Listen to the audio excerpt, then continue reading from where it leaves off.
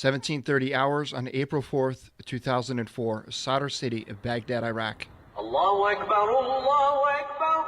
1st Platoon, Charlie 25 CAV, was escorting a sewage truck in the southern part of the city. Allahu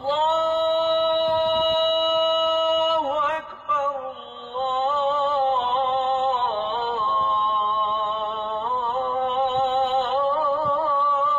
Akbar. 1755 hours as the sun began to set. Ashhadu an la ilaha illallah. 3 large groups of men scattered to the north as the patrol approached. Ashhadu an la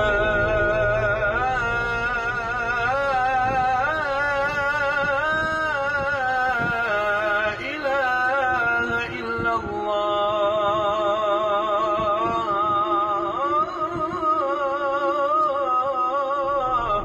Everyone in the patrol began to scan their sectors. Ashhadu anna Muhammadan Rasulullah. The city of over 2 million people grew eerily quiet.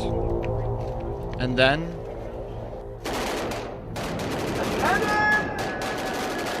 anna Muhammadan Rasulullah. what started as sporadic gunfire quickly became overwhelming from all directions.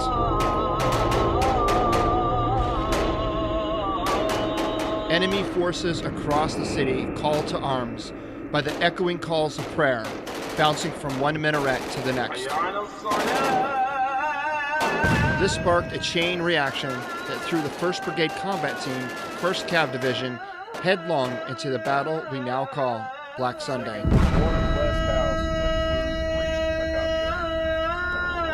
I am your host, Eddie Lazary, and on this series of episodes, I will be talking to the troops who were there and their families.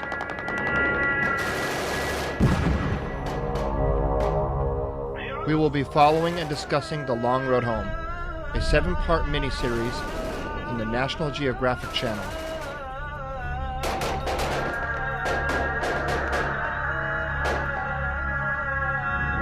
If you or someone you know served during the Battle of Sadr City, I want to talk to you. Join us over to our closed Facebook group 04-04-04. Now let's meet our next guest.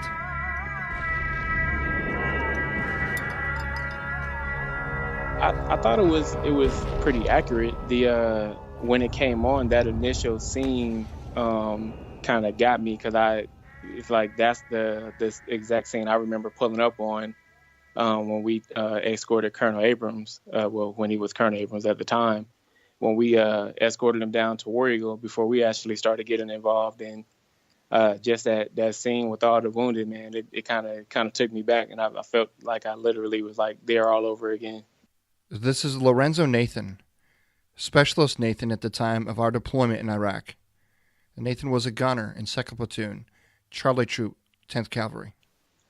Well, I know I was with the Alpha Section with Sergeant Hardy and Sergeant Gangwire, and we had Fondren with us as well, Sergeant Fondren.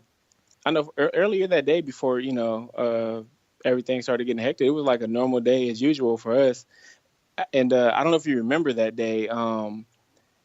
It was one of the Polish units that actually got hit. There was a lot going on in Iraq at this time. The first Battle of Fallujah, also known as Operation Vigilant Resolve, was an operation to root out extremist elements of Fallujah, as well as an attempt to apprehend the perpetrators of the killing of 4 U.S. contractors in March of 2004. The chief catalyst for the operation was the highly publicized killing and mutilation of 4 Blackwater private military contractors and the killing of 5 American soldiers a few days earlier. The battle polarized public opinion within Iraq. And we were at like Threatcon Delta that day. I remember that later that night, later on in the night, that's when we, because our section, we always patrolled around midnight till noon. But I think, if I'm not mistaken, we went out a little earlier that day. and because we had to go and escort Colonel Abrams to War Eagle.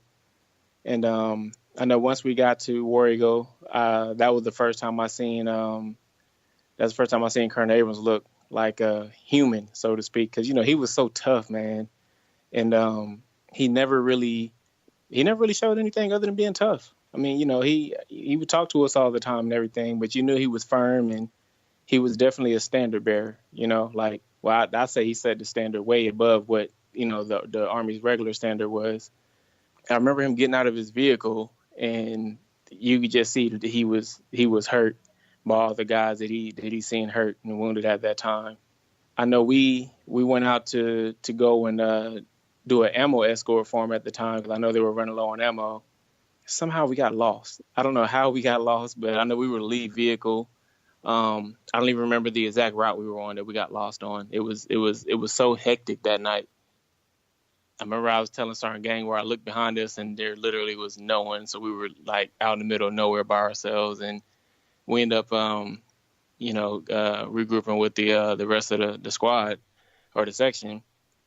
And I know we were just going back and forth to Cuervo getting ammo and helping with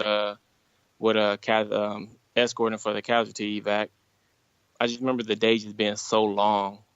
I have I don't remember every detail that day, but I just remember it being so long. I know we were out there for 19 plus hours, and I just remember when we finally did get back to unwind, everyone was just talking about what was going on. The last image in my head was just all of the bodies on litters, and I remember there was an LMTV that I don't know how the hell it made it back to War Eagle, but it looked chewed to pieces. I don't think there was one tire that had air in it.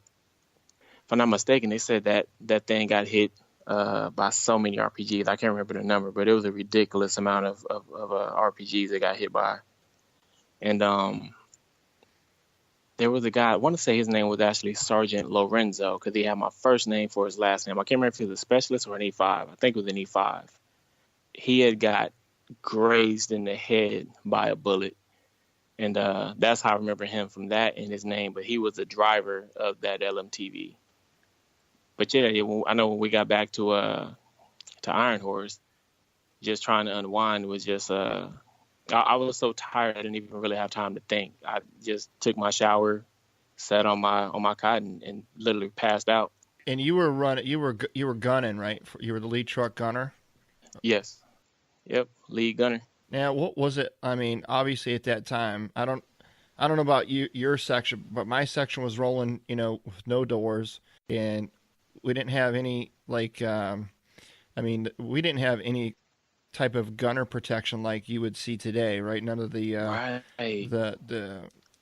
we just had the chicken shield basically, and I think your truck had like the LRAS and some maybe a 249 or we might have been rolling Mark 19s early on before we put those away, but really not a whole lot up on top of there to kind of shield what all the bad stuff coming at the trucks from a gunner standpoint. What did you think about that? I mean, we probably didn't know any better at the time, but yeah, I remember having headlights on that night. We definitely didn't have any protection in the gunner's hatch. I didn't even have the chicken shield because I had a Mark 19 and a 240 on the top of my truck. The only thing that helped me a lot was my LRAS actually.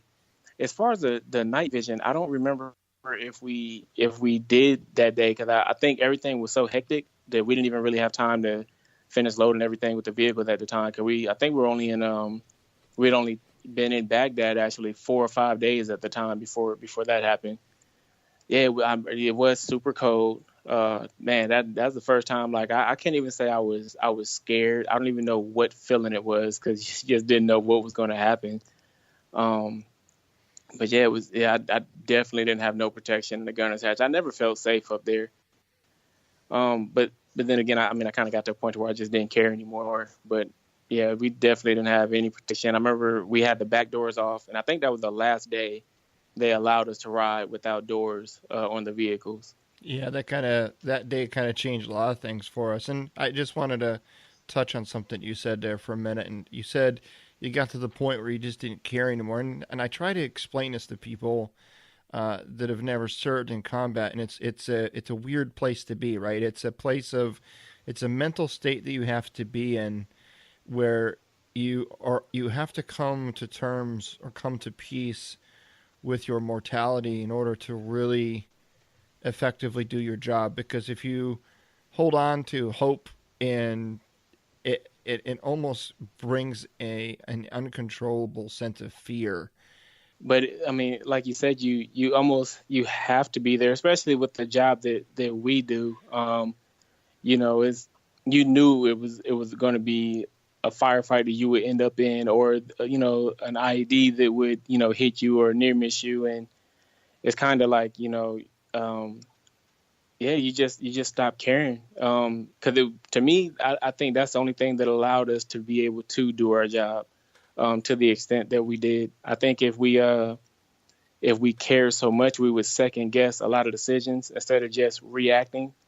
Also, you get tired of just waking up in fear all the time. I mean, I try to explain to people. I said, we got to the point where we could literally sleep through mortar rounds, or IEDs could go off and we don't jump anymore, or you can get shot at and you're not jumping anymore. It's just it kind of when you stop caring, it kind of gave you like a certain level of calmness to be able to react better in a lot of those situations.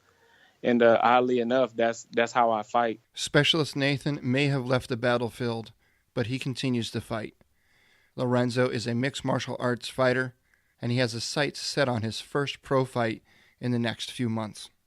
I'm just so calm in there, regardless of what situation it is. But that's where I got it from, just not caring and just keeping my calm. You're talking about bringing that mentality and that attitude into the cage with you when you're fighting. Do you think that your opponents sense that in you? I don't think that they do. A lot of times when I talk to guys after the fight, they always, cause we'll weigh in and then we have a face off, so to speak, for pictures. And a lot of times they say I'm looking at them like I'm going to kill them, but really I'm just calm. I'm just looking at them to see, what it is that they feel, to get a feel for them. And in my head, I'm just thinking like, you've never been through anything close to what I've been through. And that's really about it. But I don't think my opponents pick up on it. I know my teammates, they always say that I'm so calm, but now I always explain to them that's where it comes from. I don't feel like there's anything that could happen to me in a cage that's worse than anything that I've already been through downrange. You think you've been able to pull a lot of that experience from your time in service into the cage with you? Absolutely. Because, just like, downrange, we're in a firefight or we get hit with an IED or anything like that, we were always taught that we have to remain calm, especially if you take casualties, someone has to have a level head to be able to assess the situation and go from there. And that's the same. I apply that, when I'm training and when I'm in a fight. I just always remain calm no matter how bad the situation is or what's going on. I don't panic. I just remain calm, and it just comes from that because I until this day I have not been in a situation anywhere close to anything that I've seen down in Baghdad.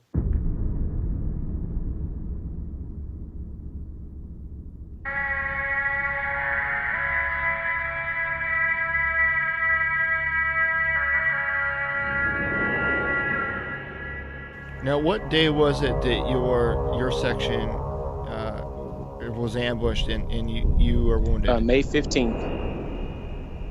You weren't in, we weren't there very long from the time we got there to May 15th. That was only a few months, yep. Right? So it was really that battle, that incident that was really a continuation of what started on April 4th. A lot of people, they'll see the series and they hear April 4th, 2004, and they'll see this battle that takes place that unfolds over the 7-part series. And a lot of people are under the impression that kind of once the series is over, once the soldiers are rescued, out of Sadr City, then it was kind of over, right? But what I try to tell people is that's not when it was over. That was just the beginning of a long battle, a long continuous fight in Baghdad. You know right. What I mean? It definitely was. That was, yeah, like you said, what started it off. Because like I said, we were there. I believe we took over Baghdad March 30th, and 5 days later, that's when everything really jumped off on April 4th. But it didn't really slow down after that. You were out on patrol with your section. Just kind of walk us through that day. That was, I'm sure, sticks out in your mind quite a bit. And once you get into your story, then I'll share kind of my piece in that whole thing you probably aren't aware of. But go ahead and tell us about that day. Okay. I don't know if you remember, before we deployed, we had a formation with Colonel Abrams, and he told us, that we'll be earning our combat patches. They won't be given to us. We're going to earn them by the work that we put in there. And he always told us to go with our gut feeling. He said, if you feel like something is wrong or something bad is going to happen, he said 9 times out of 10, that's what's going to happen. On May 15th, because I normally wake up about 23:30 every night, and I will go and brush my teeth and come back and, grab my my M4 and, put my DCUs on, and I will walk down the hallway where where headquarters platoon, Miller and Summer First Platoon, I'm sorry, was staying at, and then I would head out to our motor pool. And every night, prior to this day, I would always see Miller walking in the building as I was leaving out. Every night, like clockwork, never failed. Miller would always say, "Hey, Nate, go kick some ass for me." And I would say, "I will." But this particular night, I did not see Miller, and that gave me a bad feeling. And so when I walked to the motor pool, I get in the truck, and because I was a gunner, I would always get the FBCB2 up and running and everything for Sergeant G.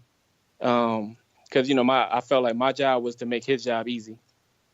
So I knew he had a lot on his plate and everything. And me and G worked at the team, so I would always make sure he had all of his his markers, his maps, make sure the radios were good, FBCB2 up and running, and everything from there. And then I would make sure my weapon systems was fine. I would get the LRAS warmed up, and I'm just having this bad feeling in my stomach. And Sergeant G finally gets to the truck. We get a call from First Platoon saying that they seen about 7 to 8 guys around the Yellow Footbridge with AKs. And so, we told them, okay, hey, we're about to get ready to leave, and we're going to head up to Route Arrows and then come back around, and then we'll, link up with them on Pluto. After, G had told them that, I told Sergeant Gangor, I said, man, I have a bad feeling about tonight. And Sergeant Gangor said, man, me too. My mom had bought me this ring with a cross on it, so I used to always pray before we go on missions, and I would kiss the ring. So I did that night, and I would put my goggles on. But I always tell people, when I put my goggles on, I wasn't me anymore. I went into like this mode, and I was just so focused. So we ended up riding out and going up to Arrows and coming back down towards Predator, and then we go on the southbound side of Pluto, and we stop. And we look on the northbound side over by the Yellow Footbridge, but we see no one. So we end up going around that loop by Cuervo and then going back north. And right when we get to the Yellow Footbridge, because we were always the lead vehicle, so we pull off by the Yellow Footbridge, and then Sergeant Hardy's truck pulls ahead of us about another 100, 150 meters. And Sergeant Fondren stayed back about 100, 150 meters. And it was pitch black this night. So I had my Invis on, and I had just took it off because I turned around and backed Blankenship up. As we're backing up, I turn around because I hear like this loud pop, and then you can hear the RPG, but I couldn't see anything, and I just yelled like, what the fuck was that? And right as I said that, it's crazy because it seems like a movie, but right as I said what the fuck was that, the RPG hit right up under my gun mount, the gooseneck right up under my gun mount, and that's the one that the shrapnel went through my left arm. I didn't feel any pain. Then we got hit with the second RPG. That one went, because our front windshield got blown out with the first one. The second RPG hit the back metal plating that we had inside the truck. Somehow my legs didn't get touched. I didn't even know our Humvee was on fire, so I just started firing my 240. I grabbed it with my my right arm, and because my left arm was the one that was wounded, I grabbed my left sleeve, and I placed it on top of the buttstock of the 240, and I just leaned into the 240 and put it on fire, and I just started firing. And what is so crazy is, as I was firing, I was just thinking all this different stuff. I was pissed off because we got hit. And then I was thinking, I made a promise to my crew that I would never leave my gun unless I was dead or enough suppressor fire was being laid down to where I could get out. And then I remember I was shooting a 7 to 9 round burst. And as I'm shooting it, I'm thinking to myself, man, this gun sounds badass. And so I'm just firing, and I go black. Because I had 325 rounds, I believe, that was linked. And I went black on ammo, and I don't know how the hell I did it, but somehow I ended up getting another 100 rounds in there. And I started firing again. I remember Sergeant Gangwire was firing his M4, and then he goes around the back of the truck, and he grabs Blankenship, because Blankenship got knocked outside the truck. He pulled Blankenship back to the rear of the truck, and I'm still firing. And now Sergeant Hardy's truck, because I believe he was the only one that had up armor in the section. He pulls his truck in front of mine to shield us. And I remember Waddell had started firing the 50 cal at the insurgents at the time. And so I was looking down for my M4, and I couldn't find it. But it was so bright in the truck, and I'm not thinking, hey, the truck's on fire. I didn't even think like, oh, it's a light on in the truck. You know what I mean? Like we had lights in there. We didn't. But I just looked, and I seen the radio mount was knocked forward, and my M4 wasn't there. So I'm like, okay, well, let me get out the truck. So I get out the truck, and my arm is stuck like at a 90-degree angle, and it wouldn't bend down. So I'm only thinking I have a dislocated elbow. So I jump down off the top of the truck, and my arm drops now. So I grab my sleeve, and I start running to where Sergeant Hardy's truck initially was. I literally forgot that he pulled up in front of us that quick. And I took off running towards his truck because I was going to go let him know, like, hey, we got hit.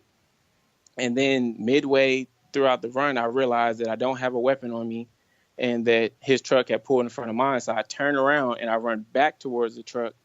And I go up to Sergeant Hardy. And I'm like, hey, man, I'm hit. And he puts me in the back of his truck. And I remember they opened the back door to let Blankenship in. Now, initially, I was behind the TC seat, behind Sergeant Hardy's seat. So when they tried to put Blankenship in, they were coming through the same door, so he'd have been on my lap. And Blankenship looks at me and like passes out. And so I try to like grab him, but I had lost so much blood. I was so weak that it felt like I was grabbing him like with a solid grip, but I was barely scraping my fingers across his vest. And so they end up pulling me behind Megason, behind the driver's seat. And then they put Blankenship on the hood of the truck because they were going back to get Omen at the time. And Sergeant Omen was in the back seat behind Blankenship. But when the truck caught fire, his face was like laying in the fire. So they had to, when they opened the door to pull him out, like this big flame like comes out the door. And then they pull Omen out and they roll him to, roll his face in the ground to put his face out because his face was on fire. I just remember they put him in the back and he just kept saying, I can't breathe. I can't breathe. That's all he kept saying. And at this time, the insurgents had already, took off.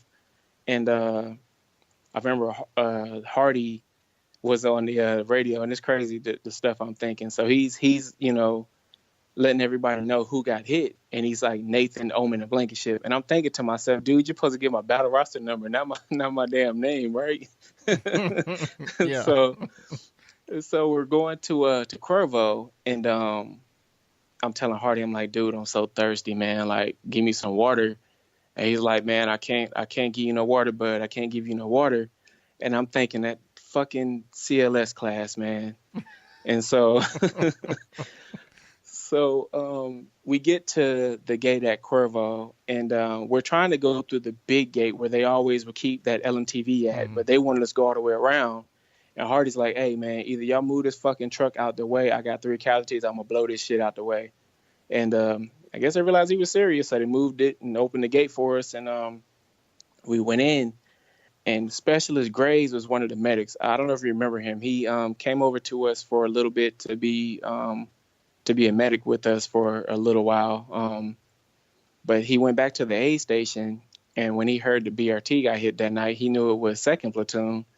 So he was there to help us out. And he opens my door, and he's like, who is this? And I'm like, it's Nathan. So he pulls me out, and I'm so weak.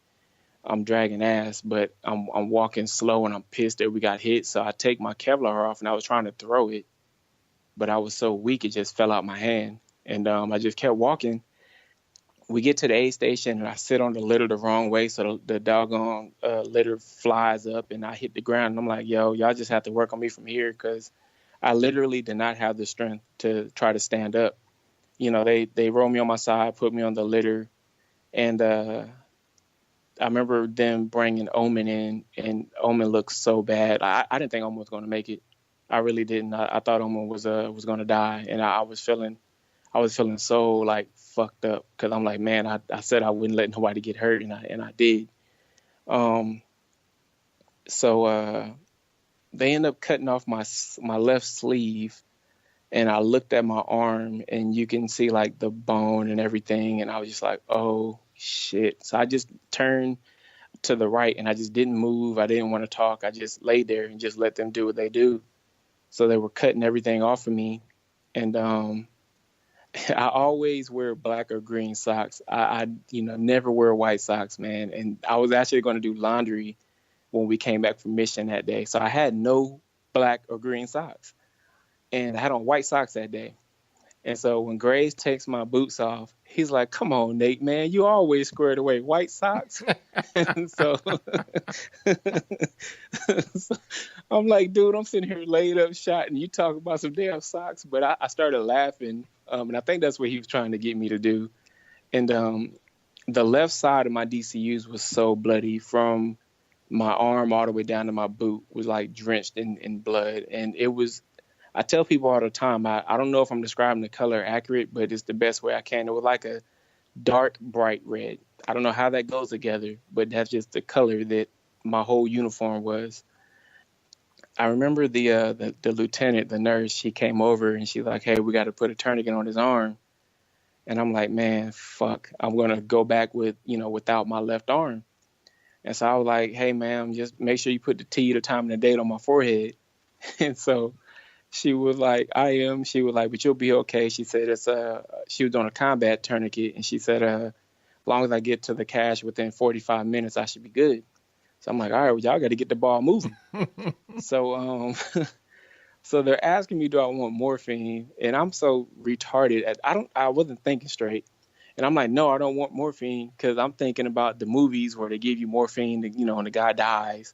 So I'm like, I don't want no damn morphine, but I'm hurting so bad now because the adrenaline is wearing off. So they give me morphine anyway. I remember Sergeant Gangware looking so hurt, man. Me and Sergeant G was so tight. And I remember Captain Wazinski came in, and everybody's looking at me, and I'm literally thinking that, okay, I seen my bone, but it's just dislocated. Like, let's, stitch it up, and I can go back out there. And they're like, no, you're not. You're going to the hospital. And I'm like, sir, like, I'm good. But I just didn't know the extent of my injuries. And so they ended up putting us in the FLA. And I'm such a goofball, because everybody says I was a trash talker in the unit, and that's all I did. So I get in the FLA, and I'm like, yo, like, I'm 6'5", so don't slam my foot in the door. And so they take us to the helipad to get on the bird to go to the cache. And I remember Sergeant Gangware was asking what did he have to do to fly with us, and they told him he had to take off his gear, and he did. And then they told him he couldn't go, and he like broke down. And Man, that killed me, man. Um, so we get on the bird. Me and Blankenship, we were together the whole way. They got Omen out of there way before we did because he was bad. And so me and Blankenship get on the bird, and I look at the warrant officer, and I said, "Hey, Chief," I said, "Can I go to sleep? Because I'm like super tired." And he was like, "Yeah, man, you can go to sleep. You're good." I said, "Okay, if I die, it's your fault." And so we went to sleep because I don't remember none of the ride down there. I just remember waking up with like 18 million people like out there to like take us into the combat support hospital, and it was just so cold. And they were trying to ask me to sign a consent form for surgery. I couldn't grip a pen. I'm like, dude, just sign my name. Like, the Army, they'll sign my name on everything else, signature cards and stuff. Just do it. So I wake up and I have this fixator in my arm and this heavy bandaging, and me and Blankenship are, in the same room. His right arm is messed up. My left arm is messed up. So between us, we got two good arms.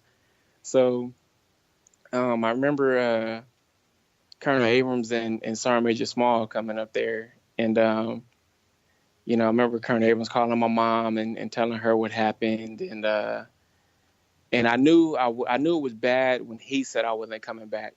Because I'm like, I'm like, sir, I'm coming back. I just go back and heal up and rehab, and I'll be back. He was like, no. He's like, man, the best thing you can do for me is to get better from the rear. And I was like, okay. But I wasn't understanding what he was saying. But the hardest part, for me was when Gangwire and, LTZ showed up and Captain Wazinski and those guys. And, man, I swear I be trying not to break down when I'm telling this story. But I remember when Gangwire gave me a hug, he was crying, man. Like, man, Gangwire, that is my guy, man. I love that guy to death. And I remember Zuniga, man. He looked at me and he told me that every time I got promoted, I always exceeded the standard. And that whenever he took over his first unit, he would tell them that Nathan is the standard. And that it really hit home with me because I never had anybody like look at me that way. And I remember Captain Wazinski was telling me that when he took over the unit, he was always hearing about this high-speed PFC Nathan. And then he met me, and that I always pushed him to be better. I just thought that was so dope, man, for guys that at their position to look at us that way. And I just always felt good that I could motivate anybody, and that's kind of like why I fight now. So basically for the vets that been through a similar situation and feel like there's no way out. So I'm just trying to show that there is. But yeah, that's basically what happened on May 15th. Yeah, and I remember when all that went down, my section was dispatched to go out and secure the vehicle that was burning, because the other, you guys took off to evacuate, and so there was still a vehicle there, and so my section went out and we were pulling security, and there was a few pop shots here and there, but it wasn't, I think the bad guys for the most part took off, and we're just sitting there watching this Humvee burn to the ground basically, and we first ran up. First sergeant came out with the section, and he told us to grab like all the fire extinguishers out of our Humvees, and they're like the 2-pounders or whatever, the little tiny fire extinguishers. And I'm like, Yeah. I'm like, these little fire extinguishers ain't gonna do nothing to this truck. We're like, whatever, let's go in. So there we are, like surrounding this truck, trying to put out the fire, and it's like the whole Humvee is literally burning to the ground, and these little fire extinguishers ain't doing nothing. And he's like, well, don't we have 5-gallon water cans? I'm like, yes. And he's like, well, let's grab these 5-gallon water. I'm thinking in my head, I'm like, this is just the dumbest shit, right? Like, we're not saving it from anything. It's done, man. So I'm like, all right. I'm Right. like, all right, whatever. So we grab these 5-gallon water cans. We go over there, and it's so fucking hot, man, that the shit evaporates before it even hits the fire. You know what I mean? And it Hmm. was just, we just back off, and all of a sudden, we just hear this, bah, like this explosion comes shooting out from the middle of this inferno. And we're like, oh, that's kind of wonder what that is, right? We're just trying to imagine in our head, and all of a Hmm. sudden, pop, pop, pop, pop, like rounds start going off. We're like, oh shit, and then like a bigger explosion, boom, boom, and we're like, holy shit. So it dawned on us that you guys had some like Mark 19 rounds in there or some shit. Right. And we're like, oh fuck, like we better get back. We don't know what else they got in this truck. We didn't know if you got an AT4 in there. We had no idea.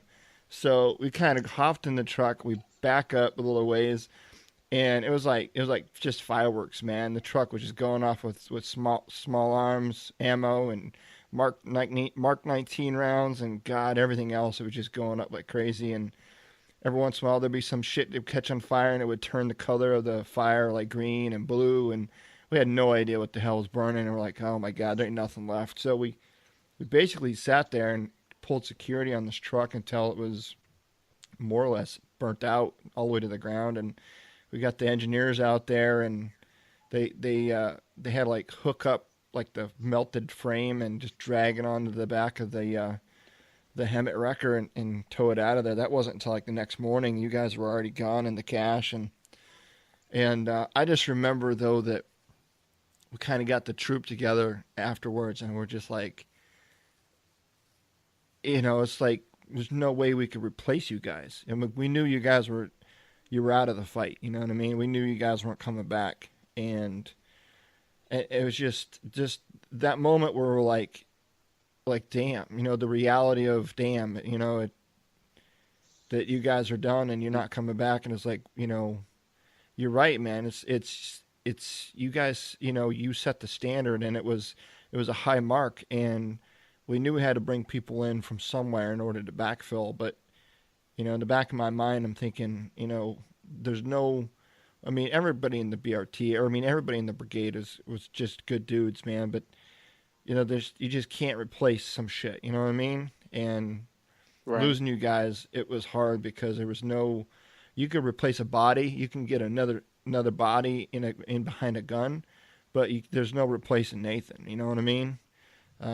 There's no replacing Blankenship. There's no replace. It was just it was hard. It was a tough night, and it was just another one of those like, I mean, from April 4th, and then when Johnson was killed on April 10th, and then we had a lot of activity and IEDs and shit between then and Hmm. the night that you were hit. It just seemed like man, this is going to be such a long year. Um, and it's just it was surreal because on April 10th, when Johnson was killed, Zittel was taken out of the fight too. His arm Right. was hit, and he never came back. And it's hard, man. It's hard replacing guys that you've trained with for. At that point, we were together for a few years before we went over there. You know what I mean? Right. Yep. We were out and training at Hood, going to NTC. I mean, we were together a lot, and got to really know each other and understand what the qualities that everybody brought to the table, and you can't replace that shit, man. You just can't. And yeah, it's your memory lived on in the troop, man. That's for sure. And every time we saddled up and we left the wire, we knew we were out there, for you guys. You know what I mean? And doing everything we could to try to honor the sacrifice that you guys have made. And it's just hard because you guys leave, and it's like, we know you're not coming back, and we're not. Nobody really knows if we're ever going to see you again. You know what I mean? Because we don't know what the rest of the year is going to bring. Right. And it's just same kind of thing when we left go on R&R. We'd go for 2 weeks, and the whole time we're home on R&R for 2 weeks, all you can think about. I mean, you're glad you're home with your family, you get to see him again, but the entire time you're home, your mind is back there with your guys because the bond and the love that you've developed with those guys, you can't explain it. Right. That's how I felt the whole time I was back. It was just I didn't know what you guys were going through. I didn't know if anyone got hurt. If you guys were okay. And it's just like, yeah, I wasn't able to finish out the rest of the year, but I was worried so much. It's just like when the commander got hurt and he came back, and then I found out about Drake, and then Matto had got hurt as well, and I'm just like, man, it was really, really rough. Really rough. So, if there was anything you could do differently from your time in Iraq, would there be, if you had the power to change anything, would you have changed anything? Um, I think I would have, as far as we went as with the rules of engagement. I didn't like the fact that we pretty much had to wait until attack almost before we could do anything, and because and I think we should have been more aggressive as far as who we were looking for when we had like our hit list of guys that we wanted, or if it was a certain area. Like I know for instance on Pluto there was that one house where we kept getting IEDs from, and finally we went over and told the dude, like, look, either you gonna tell us something or you gonna stop these IEDs or we're gonna blow your whole damn house up. And we didn't get hit from there no more. I just think, we just as a whole, I'm not just speaking as far as like the BRT. I just think we should have just been a little bit more aggressive instead of like a passive aggressive kind of way. Cause I think that's, kind of what allowed us to get hit so much. Cause I know, before we took over the sector, I remember we were doing our Right Sea Rise, and they was telling us to not go into Sadr City. They were like, oh, we don't go in there. And so, we came in with the mindset of saying, like, how can you fix an area if you don't go into the area? And we started going into Sadr City, and I just think that's just something that we should have been doing from the beginning, Mm-hmm. But that's that. And, of course, the protection. I definitely think our vehicles should have been dressed up a whole lot better. Yeah, A whole lot better. one of those things. Like I look at these pictures of our Humvees from when we first got in there, and even they got much better towards the end of our deployment, but still, looking at what the military has today compared to what we were rolling in, it's like damn, like we had no business rolling around doing what we were doing in that shit. You know what I mean? That's just At all. crazy.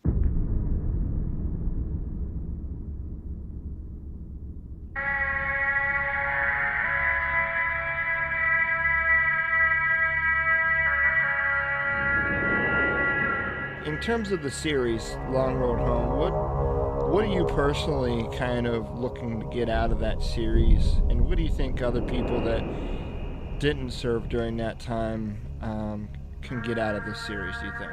Well, for those of us that served, I think we're a little picky, because I know I am. Like, I like to dissect actors and see if they're portraying, like, the things that we do right. That we do as far as tactics, and it's kind of hard for them to get the language, because that's not like an overnight thing. Mm-hmm. But just as far as like the tactics and how they maneuver and things like that, I'm just looking to see if they get the Black Sunday story accurate. I know with the book that I read, it was pretty spot on. So I'm hoping the series does the same thing. But as far as the people that never served, I just hope it kind of gives them a new perspective and a newfound respect for what we actually do and actually go through. Because I think a lot of times when you tell someone, hey, like, I was in war, like they kind of look at it like the movies, like it's kind of fairy tale. But I'm kind of hoping this here, because a lot of movies are based on fairy tales. There's not really a lot of documentary war movies, and if it is, it's not one that the masses normally check out, like, We Were Soldiers, Black Hawk Down, or something like that. So I'm hoping from this series that they kind of get a chance to dissect and kind of understand like what we go through. And I think it's kind of great that it's not a movie, because it allows them to get that feeling, like last Tuesday, and like, man, like, what's going to happen next, so to kind of get the anticipation, so it kind of helps them build their emotions to kind of understanding like what we went through. So I'm hoping that that's what they get from it. Mm-hmm. And you mentioned bringing Colonel Abrams up there. Was that a scheduled trip up there, or was he going up there because of everything going on? Do you remember? Yeah, he was going up there because of everything that was going on. And I think he was once he got there and got a chance to see that, like the rest of us. He probably had the same reaction that we did. And it was just like, I remember my reaction when we first rolled in there and saw that. It was like, it hit. I mean, we could hear the gunfire in the city in the backdrop, right? And we were, getting pop shot all the way up there. But once we got there and we looked at all the casualties out on the ground outside the A station and just the bloody gear everywhere and the LMTVs that were all shot to shit. I just remember thinking to myself like, damn, this shit's real. Right. Those are my thoughts exactly. Because everything, I remember we used to say before then that it felt like NTC. Yeah. Because we didn't have any contact at the time. We're like, oh man, it's like NTC. And we were just rolling around and thinking, hey, that's not that bad. This deployment is going to go by fast. And then that day happened. And it was like, oh shit, like this is real. And yeah, I don't know what his thoughts were. I just remember he looked human for the first time to me. Like he looked like he felt for those guys that were wounded, and it actually made me respect him a lot more because he didn't, it wasn't like he could, put on like this act. Like he genuinely like felt bad, and it just made me respect him so much more. Yeah. He looked like a commander who lost his troops, man, and yes, and he may not have known everyone in the entire brigade by name, but man, he knew us, right? And we were his troops, and there was not a moment that ever went by that I ever questioned where his true loyalties lied, and they were always with the troops, man, always. Yes, they were. It's so awesome. When I was at Fort Irwin, he actually took over the post as the post commander. And that was my first time seeing him since I PCS Fort Hood. And it was crazy because everyone had told him I was at Irwin. And I didn't know that he, was going to know that I was there. And I get this call. My first sergeant's like, hey, man, you need to go see Post Sergeant Major. And I'm like, Post Sergeant Major? What the hell did I do? So, and, I think I was the staff sergeant at the time. So I'm like, damn, did I cuss out a soldier? And they went to go tell on me. I'm literally running through my mind, what the hell did I do for the Post Sergeant Major to want to see me? So I go to Post headquarters because I'm asking first sergeant, like, yo, like, you don't know why the Post Sergeant Major wants to see me? And he's like, nah, man, they wouldn't tell me. And I'm like, dude, you're my first sergeant. How the hell you not going to find out why they want to come see me? Right. So I get up there and, I'm like, hey, I'm Sergeant Nathan. I'm here to see Sergeant Major. And so they're like, okay, like, hold on a second. So I sit down and Sergeant Major Moore comes out the office and he's like, hey, come here, Sergeant. I'm like, oh, shit. I'm like, what did I do? So I'm in there in parade rest in this big office. And he's like, so I hear you're a scout. I'm like, Roger, Sergeant Major. He's like, did you know I was the scout? I'm like, Roger, Sergeant Major. He's like, are you any good? I said, I'm better than you, Sergeant Major. Like, no lie. This is what I tell him. So he just talking to me, and he's cool guy, real cool. And I'm like, while he's talking, I'm thinking to myself, like, dude, what the hell am I here for? Like, I want to know. And here comes General Abrams, walks through the door, and I go to attention, but I have like this big ass smile on my face, and he's like, at ease or whatever, have a seat, and then he comes over to shake my hand. So I can't sit down when you're shaking my hand, so he shakes my hand and then gives me like this hug, and then he's like, man, you put some weight on. I'm like, well, sir, it has been a few years, and it was so crazy because we sat in Sergeant Major's office about an hour and a half, just talking about my career and how I'm doing and how my family's doing. And he was saying that, with a lot of people that cared about me, and that he was going to be in my business at a unit level, even though he knows I probably don't want that, but he's going to make sure that I'm taken care of and do what's best for me. And I was like, okay, thank you, sir. And he was like, hey, if you ever need anything, my door is always open. And he literally came, that was, I want to say, on a Wednesday. I come to work Friday, and he literally had just left my unit from talking to my sergeant major, colonel, commander, and first sergeant about me and making sure that I was taken care of. So the civilians at my unit were like, yo, we did not know you knew him like that. I'm like, yeah, I literally worked for the guy. So it was pretty awesome that, he cared that much. And it just shows, like the type of commander that he was and still is. Dude is awesome. Yeah, absolutely, man. And that's the thing, I think, from Colonel Valesky, from his battalion commanders to his his company commanders, all the way down to his platoon leaders, down to all the NCOs, like we would all go into battle with him again tomorrow if we Yes. were, if we could. And it was just an honor and a privilege to serve under him during that time. And it was a difficult time, I know, because I think we all kind of got caught with our pants down. I mean, none of us went into that thinking that it was going to go that way. You know what I mean? I mean, if we thought that, Right. we would have brought our, more tanks, more Bradleys with us, but we left all that shit back at Hood. Right. So I know it was just kind of one of those things where it's like, damn, man, we totally didn't end up doing what we thought we were going to go there for, but we did what good soldiers do, and we soldiered on, and we took whatever was handed us, and we just fucking kept moving, and that's all you can do. But we did it. I thought we did it with class. I thought we did it to the best of our ability, and like even when the ROEs were bullshit, I mean, we still did our job, man, and Right.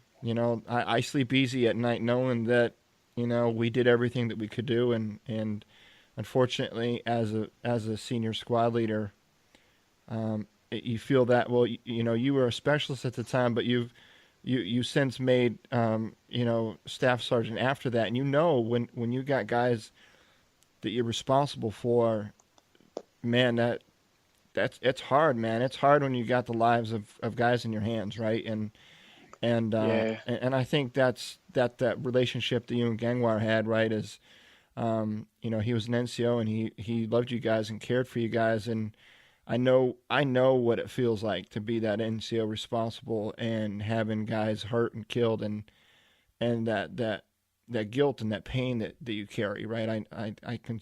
I've been there, and it's tough, man. But hey, man, thanks for coming on, man. I do appreciate you sharing your story, and I know you're a busy guy, and I think this is important.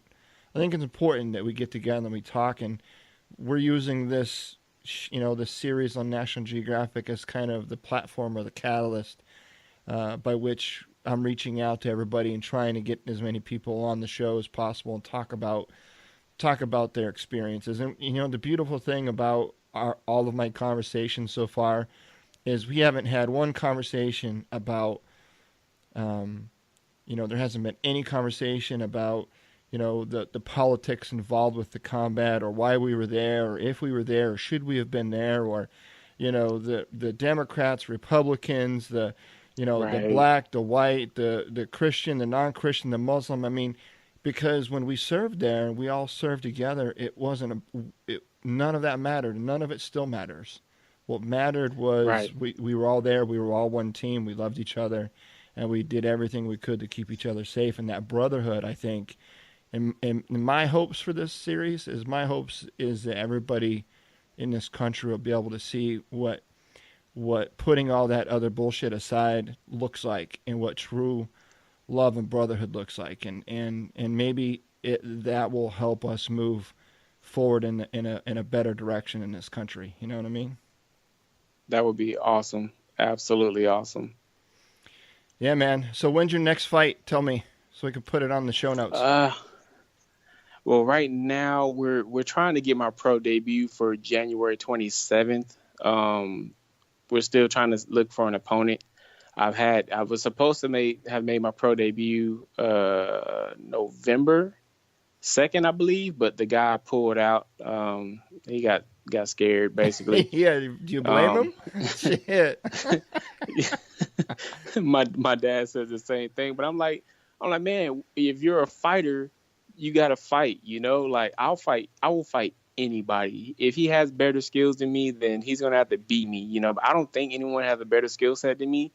But if a guy beats me, I'm okay with it because I know how hard I train. If he beats me, that means he really was better than me. But I'm not gonna like pick and choose, I mean, I guess you got to make a business move because it's different when you're a fighter. Your record is your resume. So maybe he was looking out for him, but he still should have fought me. But yeah, we're shooting for January 27th. It's not 100% locked in yet. So as soon as I know something, I will definitely be sure to let you know. Yeah, let me know. I'll update the show notes page and do some marketing and stuff. That's really cool, man. All right, well, man, you take it easy and stay frosty, my friend. Thank you for everything that you do. Thanks for just being a stand-up guy and someone to look up to. And I'll be honest with you, man. As an NCO in Iraq, you were one of the lower enlisted that I really honestly can say I looked up to you. Many, many NCOs and officers that I know looked up to you as a standard setter, man. You're right. And you're just an all-around just good dude, man. And I'm really sorry that you suffered those injuries. But you're making the best of it, and I think you are kicking ass and taking names, literally and figuratively. Well, I appreciate everything, man. I definitely love what you're doing, especially with giving everyone a platform to really speak. I think that's important too, especially because you never know what each individual person is dealing with. Some people's PTSD level may be worse than others, and this is definitely something that can help. Mm-hmm. So I definitely appreciate that and definitely recommend you keep doing what you're doing, man. I hope you enjoyed this episode with Lorenzo Nathan as we look back on our time in Iraq in support of Operation Iraqi Freedom 2. If you or someone you know served during this time in Baghdad, I want to talk to you. You can connect with me by heading over to the closed Facebook group. Just search for 04-04-04. And you can find all of the show notes for these episodes by heading over to changeyourpov.com/04-04-04. And never miss an episode. Hit subscribe on your podcast player of choice. We have a lot more great content headed your way. And hey, today is November 11th. Happy Veterans Day. I'll see you next time. And remember, shoot 'em in the face.